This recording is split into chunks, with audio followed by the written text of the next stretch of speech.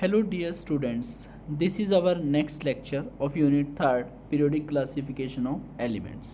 Okay, last में हमने discuss करा था लास्ट लेक्चर में कि जो प्रॉपर्टीज़ होंगी उनको हम फिज़िकल वे से पढ़ेंगे और केमिकल वे से पढ़ेंगे। तो अभी हम डिस्कस करने वाले हैं इस लेक्चर में फिज़िकल प्रॉपर्टीज़ ऑफ एलिमेंट्स। ठीक है, एलिमेंट्स की फिजिकल प्रॉपर्टी डिस्कस करेंगे, जिसमें सबसे पहला पॉइंट हमारा है shielding effect and effective nuclear charge.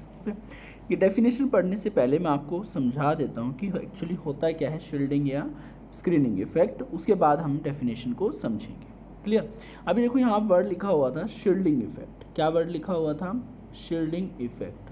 देखो शील्डिंग इफेक्ट, तो शील्डिंग में जो ये वर्ड शील्ड लिखा हुआ है या स्क्रीनिंग इफेक्ट भी हो सकता है, तो स्क्रीन भी लिखा जा सकता है, स्क्रीन करना। ठीक है, तो ये शील्ड का मतलब या स्क्रीन का मतलब होता है प्रोटेक्ट करना, किसी चीज़ को शील्ड कर लेना, बचा लेना, प्रोटेक्ट कर लेना। ठीक है, स्क्रीन का भी यही मतलब होता है, किसी के आगे कोई स्क्रीन लगा देना, मतलब प्रोटेक्ट करना किसी को, तो वो कहलाएगा शील्ड या स्क्रीन करना। तो शील्डिंग इफेक्ट और स्क्रीनिंग इफेक्ट में भी क्या होगा, कोई चीज़ किसी को प्रोटेक्ट कर रही है किसी भी चीज़ से। क्लियर है, तो ये रहेगा। अब समझते हैं इसको एक्चुअली है क्या है, यहाँ पे शील्ड का स्क्रीनिंग का क्या मीनिंग है। We all know very well that we have a nucleus. हमारे पास क्या होता है? न्यूक्लियस होता है एक। एटम जो होता है, एटम के पास क्या है? न्यूक्लियस है। न्यूक्लियस में प्रोटॉन होते हैं और न्यूट्रॉन होते हैं, उनको हम बोलते हैं न्यूक्लियॉन्स। क्या बोलते हैं? Nucleons. Nucleus has what? Protons and neutrons, so we call them nucleons. Collectively proton and neutrons are known as the nucleons. तो ये न्यूक्लियस है, और न्यूक्लियस के अराउंड जो है एक 3 डायमेंशनल स्पेस होता है जहाँ पे इलेक्ट्रॉन के पाए जाने की प्रोबेबिलिटी मैक्सिमम होती है, जिसको हम ऑर्बिटल बोलते हैं। फिलहाल हम कह रहे हैं कि इसके पास क्या है, ऐसे शेल्स हैं। फर्स्ट शेल है, मतलब पूरा नहीं बना रहे हम, थोड़ा ऐसे दिखा रहे हैं। First shell, second shell, third shell, fourth shell, इस तरीके से शेल है। ठीक है, तो अब अगर मैं आपको कहूँ कि कोई इलेक्ट्रॉन है, क्या है? इलेक्ट्रॉन। हम पहले यहाँ पे मान लो यहाँ इलेक्ट्रॉन फिल करते हैं, ठीक है, फिर हम यहाँ इलेक्ट्रॉन फिल करते हैं नेक्स्ट शेल के अंदर, फिर इधर हम इलेक्ट्रॉन फिल कर रहे हैं, और फिर यहाँ लास्ट में इलेक्ट्रॉन है मान लो, इस तरीके से है। तो अब न्यूक्लियस का काम क्या है? न्यूक्लियस का काम है प्रोटॉन को अपनी, जो न्यूक्लियस में प्रोटॉन है, प्रोटॉन पे पॉजिटिव चार्ज है और इलेक्ट्रॉन पे कैसा चार्ज है? Negative charge. तो न्यूक्लियस क्या करता है? इन इलेक्ट्रॉन्स को अपनी तरफ खींचता है। इन इलेक्ट्रॉन्स को क्या करता है? अपनी तरफ खींचता है इनको। न्यूक्लियस क्या करता है? इन इलेक्ट्रॉन्स को अपनी तरफ जो है खींचता है, अट्रैक्ट करता है इनको अपनी तरफ। क्लियर हो गया? तो ये इस तरीके से इनको अपनी तरफ अट्रैक्ट करेगा। तो जो ये लास्ट वाला इलेक्ट्रॉन आप देख पा रहे हो लास्ट शेल में, इसको भी न्यूक्लियस क्या कर रहा है? अपनी तरफ अट्रैक्ट कर पा रहा है। क्लियर है? तो न्यूक्लियस जिस फोर्स ऑफ अट्रैक्शन से इन इलेक्ट्रॉन्स को अट्रैक्ट करता है, उसको बोलते हैं न्यूक्लियर फोर्स ऑफ अट्रैक्शन। क्या बोलते हैं? न्यूक्लियर फोर्स ऑफ अट्रैक्शन, या न्यूक्लियर चार्ज भी बोलते हैं उसको। क्या बोलते हैं उसको? न्यूक्लियर चार्ज भी बोल सकते हैं। ओके, मतलब क्या हुआ न्यूक्लियर चार्ज का, कि एक इलेक्ट्रॉन के द्वारा कितना फोर्स ऑफ अट्रैक्शन एक्सपीरियंस किया जा रहा है न्यूक्लियस का। ठीक है, न्यूक्लियस का कितना फोर्स ऑफ अट्रैक्शन कोई इलेक्ट्रॉन एक्सपीरियंस कर पा रहा है, उसको हम क्या बोलते हैं? Nuclear charge of the nucleus. क्या बोलते हैं उसको? Nuclear charge of the nucleus. Clear. अब होता क्या है एक्चुअली, जो ये अंदर वाले जो ये इलेक्ट्रॉन्स हैं, आप देख पा रहे होंगे, जो ये इलेक्ट्रॉन्स, ये तो बाहर वाला इलेक्ट्रॉन है। अब ये जो अंदर वाले ये इलेक्ट्रॉन्स हैं सारे के सारे, ये क्या करते हैं एक्चुअली? रिपल्शन शो करते हैं। इलेक्ट्रॉन इलेक्ट्रॉन पे नेगेटिव चार्ज है, तो आपस में क्या होता है? रिपल्शन होता है। ये रिपल्शन शो करते हुए जो लास्ट वाला इलेक्ट्रॉन है, इसको प्रोटेक्ट कर लेते हैं, शील्ड कर लेते हैं न्यूक्लियस के फोर्स ऑफ अट्रैक्शन से। कैसे कर रहे हैं? इलेक्ट्रॉन इलेक्ट्रॉन के बीच में रिपल्शन हो रही है, क्योंकि इलेक्ट्रॉन क्या होता है? नेगेटिव चार्ज, एंड जो सेम चार्ज है वो एक दूसरे को रिपेल करता है। Like charges repel each other. तो ये आपस में रिपेल कर रहे हैं एक दूसरे को, और उस रिपल्सन का फ़ायदा कौन उठा रहा है? इन न्यूक्लियस फ़ायदा उठा पा रहा है उसको। समझ पा रहे हो? जिसकी वजह से क्या हो रहा है, ये आपस में एक दूसरे को क्या कर रहे हैं? रिपेल कर रहे हैं। और उस रिपल्शन की वजह से हम क्या कहेंगे कि बाहर वाले जो इलेक्ट्रॉन हैं उसको किसने प्रोटेक्ट कर लिया है? अंदर वाले इलेक्ट्रॉन ने प्रोटेक्ट कर लिया है।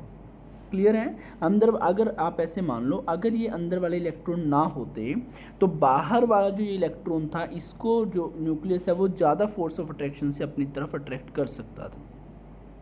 पर अभी क्या है, ये अंदर वाले इलेक्ट्रॉन क्या कर रहे हैं, ये बाहर वाले इलेक्ट्रॉन को न्यूक्लियस का जो फोर्स ऑफ अट्रैक्शन था उससे कुछ हद तक, कुछ एक्सटेंट तक उसको प्रोटेक्ट कर पा रहे हैं। क्लियर है? तो इसको हम बोलते हैं क्या, screening effect of inner electron या shielding effect of inner electron. अंदर वाले इलेक्ट्रॉन का शील्डिंग इफेक्ट, स्क्रीनिंग इफेक्ट, ये बाहर वाले इलेक्ट्रॉन को न्यूक्लियस के फोर्स ऑफ अट्रैक्शन से बचा रहे हैं, कम कर रहे हैं न्यूक्लियस का फोर्स ऑफ अट्रैक्शन। क्लियर? अब इसको आप इस तरीके से भी समझ सकते हैं, जैसे मैं आपको कहूँ कि कोई सेलिब्रिटी है, यहाँ पे क्या है हमारे पास, ये कोई सेलिब्रिटी है, लेट अस से, ठीक है, ये क्या है, ये कोई भी सेलिब्रिटी है। अब इस सेलिब्रिटी को अगर किसी फंक्शन में जाना है, ठीक है, कोई पब्लिक फंक्शन में जाना है लेट अस से, तो इनके आसपास क्या रहेंगे, सिक्योरिटी गार्ड्स रहेंगे। क्या रहेंगे, सिक्योरिटी गार्ड्स। ये मान लो ये सिक्योरिटी गार्ड्स हैं, ये 3 4 5 हमने सिक्योरिटी गार्ड ले लिया, ठीक है। अब अगर मीडिया को फ़ोटो क्लिक करनी है, मीडिया है, मीडिया को फ़ोटो क्लिक करनी है, तो उनके बीच में कौन आ रहा है, डायरेक्ट फ़ोटो नहीं ले पा रहे हैं वो, बीच में कौन, यहाँ पे मान लो क्या है, मैं एम लिख देता हूँ, क्या लिख देता हूँ, एम। यहाँ पे क्या है, मीडिया है। ये मीडिया को अगर फ़ोटो लेनी है तो बीच में कौन आ रहा है, बीच में आ रहे हैं ये जो बॉडीगार्ड्स थे, इसके साथ में सेलिब्रिटी के साथ में जो बॉडीगार्ड्स थे वो बीच में आ रहे हैं, मीडिया को डायरेक्ट अप्रोच नहीं करने दे रहे हैं न्यूक्लियस जो सेलिब्रिटी है उसके पास। क्लियर है? ऐसे ही अब मीडिया के बाद क्या आता है, जो आम लोग आते हैं, आम जनता आती है। अब यहाँ पे कौन खड़े हैं, कॉमन पीपल्स खड़े हैं, लोग खड़े हैं, हम कह सकते हैं। समझ पा रहे हैं इसको? तो हम कह रहा हूँ कि हम यहाँ पे क्या लिखेंगे कि वे यहाँ पे आम जनता खड़ी है। क्या खड़ी है यहाँ पे, आम जनता है। ये आम जनता खड़ी है इधर, और आम जनता भी जो है डायरेक्ट अप्रोच नहीं कर पा रही है। आम जनता से पहले कौन आ रहे हैं, मीडिया वाले आ रहे हैं। मीडिया वालों से पहले कौन आ रहे हैं, ये जो इनके साथ बॉडीगार्ड थे वो आ रहे हैं, और बॉडीगार्ड के बाद फिर फाइनली कौन मिल रहा है हमें, सेलिब्रिटी मिल रहा है। ठीक है, तो इस सेलिब्रिटी को एक तरीके से क्या शील्ड कौन कर रहा है, कौन शील्ड कर पा रहा है, ये जो आपका पहले बॉडीगार्ड्स हैं, फिर उसके बाद मीडिया है, उसके बाद जा कर के कहीं आम जनता आ रही है। क्लियर हो गया? इसी प्रकार से न्यूक्लियस के अंदर भी हैं, एटम के अंदर न्यूक्लियस है और उसके चारों ओर क्या है, शेल्स हैं, उनमें इलेक्ट्रॉन्स रखे हुए हैं।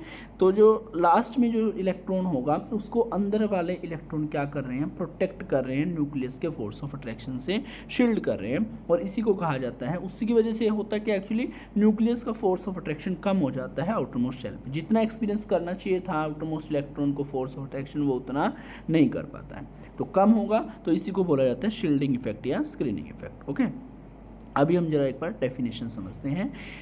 The decrease in the nuclear charge या nuclear force of attraction on outermost shell electron, बाहर वाले शेल पे जो इलेक्ट्रॉन है उसमें न्यूक्लियर चार्ज में कमी आना, डिक्रीज होना, ड्यू टू किसकी वजह से, repulsion caused by the inner shell electron.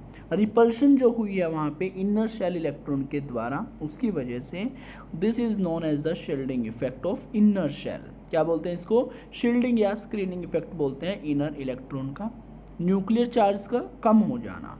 The decrease in the nuclear charge, किस पे डिक्रीज हो गया वो, आउटर मोस्ट शेल इलेक्ट्रॉन पे, ड्यू टू किसकी वजह से हुआ, रिपल्शन की वजह से। रिपल्शन किसने कोज करी है, इनर शेल इलेक्ट्रॉन ने, उसको हम क्या बोलते हैं, शील्डिंग या स्क्रीनिंग इफेक्ट बोलते हैं इनर शेल का। ठीक है, और we can say the intervening electrons on outer shell electron, जो इंटरवेनिंग इलेक्ट्रॉन है, अंदर वाले जो इलेक्ट्रॉन हैं वो क्या कर रहे हैं, आउटर मोस्ट शेल पे क्या कर रहे हैं, शील्ड कर रहे हैं, उनको प्रोटेक्ट कर पा रहे हैं रिपल्शन की वजह से। This is known as the shielding और screening effect of the nucleus. Clear? Inner shell electron, sorry, shielding effect किसका है, इनर शेल इलेक्ट्रॉन्स का है। आई होप आपको ये डेफिनेशन क्लियर होगी, समझ भी आ गया होगा। फिर भी कोई डाउट रहे तो आप कमेंट सेक्शन में लिख सकते हैं। तो रिपीट करते हैं डेफिनेशन शील्डिंग इफेक्ट की। The decrease in the nuclear charge on outermost shell electrons due to repulsion caused by the inner shell electrons is known as shielding effect of inner shell or intervening electrons on outermost shell electron. Clear? I hope it is clear. Now shielding effect and इसमें हम पढ़ेंगे कि ये effective nuclear charge से किस तरीके से related है ना। What is effective nuclear charge, इसको समझते हैं। Due to shielding effect, shielding effect की वजह से the nuclear charge is lowered, decrease हो गया न्यूक्लियर चार्ज। शील्डिंग इफेक्ट में हमने कहा क्या कहा है, यही कहा है ना कि न्यूक्लियर चार्ज डिक्रीज हो जाता है, मतलब पहले कुछ और होना चाहिए था न्यूक्लियर चार्ज। हम मान लेते हैं कि न्यूक्लियर चार्ज, हम वैसे एक रफ एग्जांपल हम लेते हैं कि लेट अस से कि न्यूक्लियर चार्ज होना चाहिए था 10, पर अंदर वाले इलेक्ट्रॉन्स की रिपल्शन की वजह से वो न्यूक्लियर चार्ज हो गया कितना, 7 हो गया। तो ये क्या आ गया, लोअर हो गया, कमी आ गई है। ठीक है जी। तो अब जो फोर्स ऑफ अट्रैक्शन न्यूक्लियर का बचा हुआ है उसको हम बोलते हैं इफेक्टिव न्यूक्लियर चार्ज। क्या बोलते हैं उसको, इफेक्टिव न्यूक्लियर। पहले जो अकेला 10 लगना चाहिए था वो न्यूक्लियर चार्ज था, पर उन इलेक्ट्रॉन्स के शील्डिंग को पार करते हुए जो फोर्स ऑफ अट्रैक्शन न्यूक्लियर लगा पा रहा है उसको हम बोलते हैं effective nuclear charge. Clear? So, due to shielding effect, the nuclear charge is lowered on outermost shell electrons, and the net nuclear charge acting on the outermost shell electron, जो अब net फाइनल जो nuclear charge लग रहा है, act हो पा रहा है आउटरमोस्ट शेल इलेक्ट्रॉन पे, उसको हम बोलते हैं इफेक्टिव न्यूक्लियर चार्ज। क्या बोलते हैं उसको हम, इफेक्टिव न्यूक्लियर चार्ज। क्लियर हुआ। ड्यू टू शील्डिंग इफेक्ट की वजह से the nuclear charge is lowered और decrease on outermost shell electrons. The net और final nuclear charge acting on the outermost shell electron is known as the effective nuclear charge, हम उसको बोलते हैं।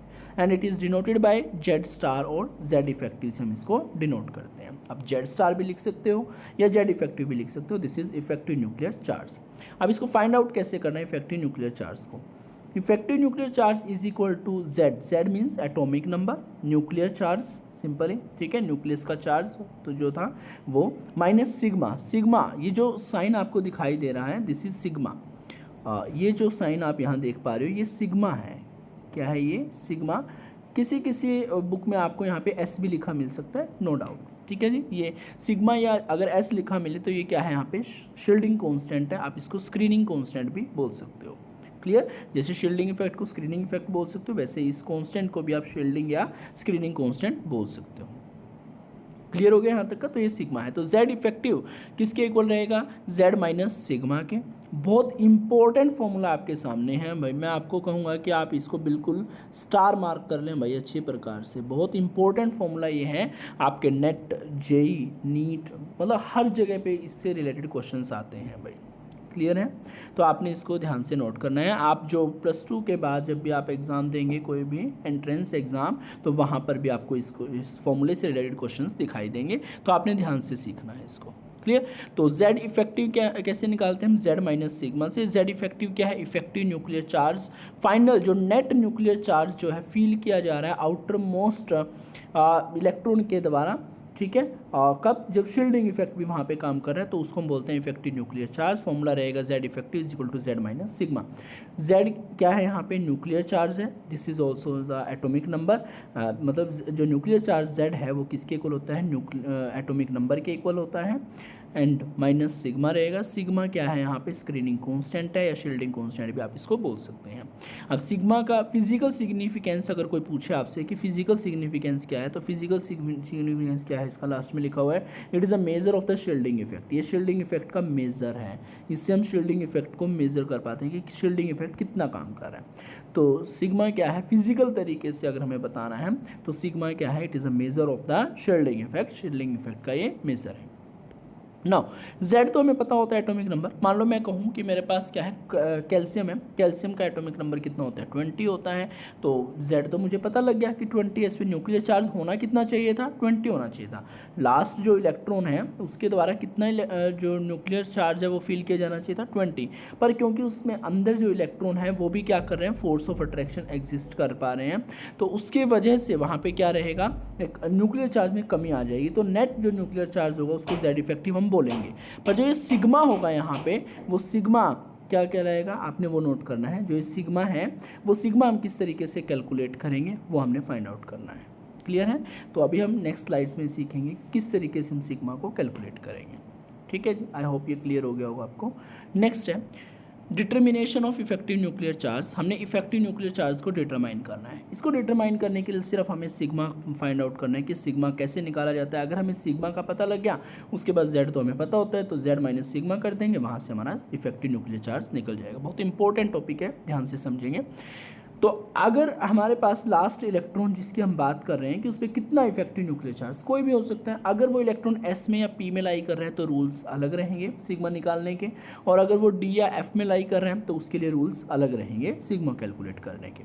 तो अभी हम बात कर रहे हैं कि इलेक्ट्रॉन जिस पे हम इफेक्टिव न्यूक्लियर चार्ज कंसिडर करना चाहते हैं वो एस और पी में अगर लाई कर रहा है। If the electron resides in S और P orbital, then first point, electrons in principal shell higher than the electron in the question contribute 0 to sigma। ये क्या कह रहा है कि जिस शेल में, जिस प्रिंसिपल शेल की आप बात कर रहे हो जिसमें इलेक्ट्रॉन्स के ऊपर आपने इफेक्टिव न्यूक्लियर चार्ज चेक करना है, तो उसमें अगर ज़्यादा इलेक्ट्रॉन हैं, एक के लिए तो हमने निकालना ही है, अब एक से ज़्यादा अगर इलेक्ट्रॉन वहाँ पर रहेंगे तो वो कुछ भी कंट्रीब्यूट नहीं करेंगे, दे कंट्रीब्यूट नथिंग, कुछ भी कंट्रीब्यूट वहाँ पे वो नहीं करेंगे। जितना क्वेश्चन में पूछा गया है उससे ज़्यादा अगर उसी सेम शेल के अंदर अगर इलेक्ट्रॉन होंगे तो वो ज़ीरो कंट्रीब्यूट करेंगे, सिग्मा में कोई कंट्रीब्यूशन नहीं होगा क्योंकि वो सेम शेल में है। सेम शेल में है तो जितना उस शेल में कोई एक इलेक्ट्रॉन एक्सपीरियंस कर रहा है इफेक्टिव न्यूक्लियर चार्ज, दूसरा भी उतना ही करेगा, तो आप वो आपस में कोई वहाँ रिपल्शन का फैक्टर नहीं रहेगा, तो सिग्मा में वो कुछ कंट्रीब्यूट नहीं करेंगे। उसके बाद हम एग्जांपल से सीखेंगे, डोंट वरी, एक बार पॉइंट्स डिस्कस कर लो फटाफट से। Each electron in the same principal shell contribute 0.35 to sigma. ध्यान से देखेंगे, each electron in the same principal shell, कोई भी प्रिंसिपल शेल होगी, सेम शेल अगर है हमारे पास, एन की हम बात कर रहे हैं, अगर सेम शेल वहाँ पर है तो वो प्रत्येक इलेक्ट्रॉन उसमें कितना कंट्रीब्यूट करेगा, 0.35 कंट्रीब्यूट करेगा। 0.30 if it is 1s shell, अगर ये 1s है तो वो कितना करेगा, 0.30 कंट्रीब्यूट करेगा, अदरवाइज वो 0.35 कंट्रीब्यूट करने वाला है। उसके बाद है electrons in n-1 shell each contribute 0.85 to sigma. Electron जो n-1 शेल में होंगे वो कितना कंट्रीब्यूट करेंगे, इसमें 0.85 कंट्रीब्यूट करेंगे। इलेक्ट्रॉन्स इन डीपर शेल, उसके बाद अगर n-2, n-3, n-4 जिसमें भी होंगे तो वो कितना कंट्रीब्यूट करेंगे, सिर्फ 1 कंट्रीब्यूट करेंगे। ओके, सेम शेल में, प्रिंसिपल शेल में अगर हैं तो वो 0.35 कंट्रीब्यूट करेंगे, अगर 1s है तो वो 0.30 कंट्रीब्यूट करेंगे। n-1 में अगर है तो 0.85 कंट्रीब्यूट करेंगे, और अगर वो उससे कम नीचे वाले शेल में है, अंदर वाले शेल में n-2, n-3, n-4 तो वो सिर्फ 1 कंट्रीब्यूट करेंगे। क्लियर है? ओके।